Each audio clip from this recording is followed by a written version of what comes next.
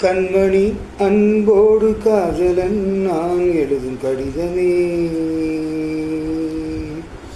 பொன்மணி உன் வீட்டில் சௌக்கியமா, நான் இங்கு சௌக்கியமே. உன்னை எண்ணி பார்க்கையில் கவிதை கொட்டுது, அதை எழுத நினைக்கையில் வார்த்தை முட்டுது. ஓஹோ கண்மணி அன்போடு காதலன் நான் எழுதும் கடிதமே, பொன்மணி உன் வீட்டில் சௌக்கியமா, நான் இங்கு சௌக்கியமே. எனக்குண்டான காயம் அது தன்னால் ஆறிடும். அது என்னமோ தெரியல, என்ன மாயமோ தெரியல, எனக்கு ஒன்றுமே ஆகுறதில்லை. இன்னும் எழுதிக்க, நடுவில் மானே தேனே பொன்மானே இதெல்லாம் போட்டுக்கணும். இந்த பால் எனக்கு என்ன காயம்னாலும் அது என் உடம்புல தாங்கிடும். ஆனால் உன் உடம்பு தாங்கிடுமா? அபிராமி அபிராமி அதையும் எழுதணுமா? என் காதல் என்னன்னு சொல்லாமல் ஏங்க அழுகையாக வருது.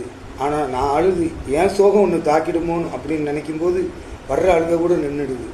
மனிதர் உணர்ந்து கொள்ள இது மனித காதல் அல்ல, அதையும் தாண்டி புனிதமானது புனிதமானது புனிதமானது.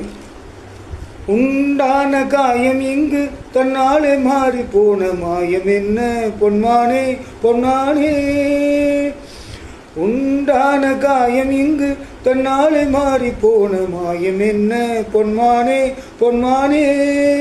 என்ன காயமான போதும் என்னே நீ தாங்கிக் கொள்ளும் அருகே வந்தது.